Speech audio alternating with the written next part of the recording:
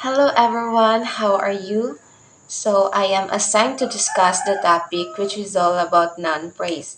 So I am encouraging you all to listen carefully to me as I go over the discussion. So let me read to you the objectives. After the discussion, students should now be able to understand the meaning of noun praise, select and classify the noun praise from a sentence. So now let's proceed to another slide, which is a noun. So I guess we have an idea or have a stock knowledge what is noun all about, right? Since it's very common during our senior high school days or high school days, we have learned a lot from this. So allow me to give a short description of a noun in which it is a word that identifies a person, place, things, or idea. Now we have an knowledge about what is noun. So let's proceed to my topic, which is noun praise. So, noun praise. It is a group of two or more words headed by a noun that includes modifiers. So, a noun praise plays the role of a noun. In a noun praise, the modifier can come before or after the noun. So, I have here an example in which the modifier come before the noun. So, we have here the big ball. That is the determiner which is part of the article, specifically definite article.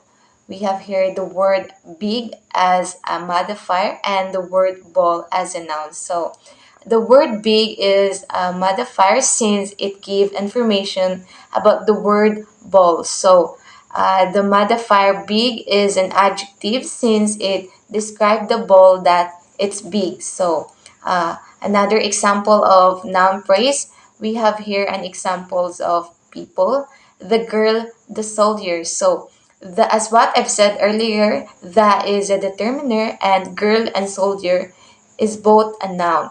So, an example for animal, we have a shark. So, a is also a determiner and also part of the article, specifically indefinite article. And we have here a noun, which is the word shark. Let's proceed to another slide. Note, where modifiers are words that come before the nouns, whereas post modifiers are words that come after the noun. So I hope you'll take note of that. Let's proceed to the basic structure of noun phrase. So a noun phrase can consist of a noun alone. So a noun phrase, it can consist one word, but it is necessary that the specific one word is a noun alone, not adjective, not adverb, but a noun alone. So here are some examples of this. Audience laugh, John walk. So we have here the noun alone, which is the audience and John, as well as they are our noun praise. Another one is a noun phrase can consist of a determiner, one or more adjective, and a noun. So, for the first example, it is a noun phrase that consists a determiner. So, a man stole the car. So, a is, as what I've said in my report, that a is a determiner. It is part of the article, specifically indefinite article. So, the word man is a noun, and we have also the car as a noun phrase, and that is the determiner, and the word car is a noun. So don't be confused, huh? There are some sentences that may have more than one noun phrase, and it's acceptable. So let's proceed to the second example. So, for the second example, this is a noun phrase that consists of adjectives. So, I love old houses. So, the word old is a modifier adjective since it describes the noun houses. So, another one is a noun phrase can also be headed by a pronoun. So there are two examples, the dog with fleece and the one with fleece. So did you notice the difference between the two? the word dog and the word one. So in the first example, I have used the word dog, but it says here in the third the one that a noun phrase can also be headed by a pronoun. So instead of using the word dog, I changed that one into a pronoun one. So the one with flesh instead of the dog with flesh. Now let's proceed to another slide, which is the function of noun phrase.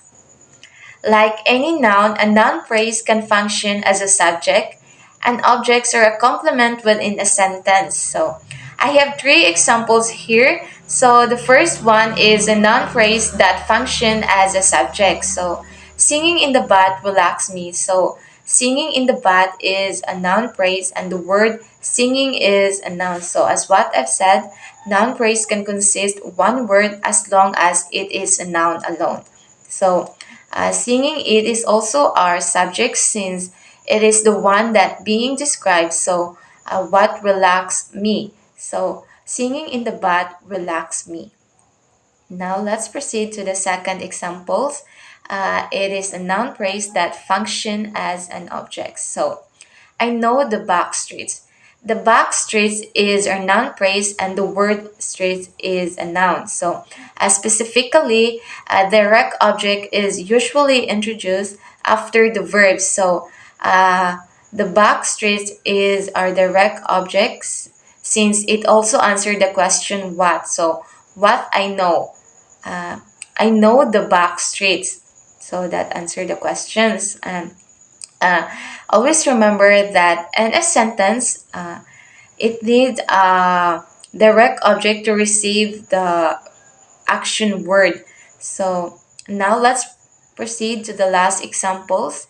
It is a noun phrase that function as a subject complement. So she was the devil in disguise. So the devil in disguise is our noun phrase and the word devil is a noun. So a subject complement is a word that follows a linking verb. So in a sentence, we have the linking verb, which is the word was. And the devil in disguise is our subject complement since it also describes the subject, which is the word she. So it described that she was the devil in disguise.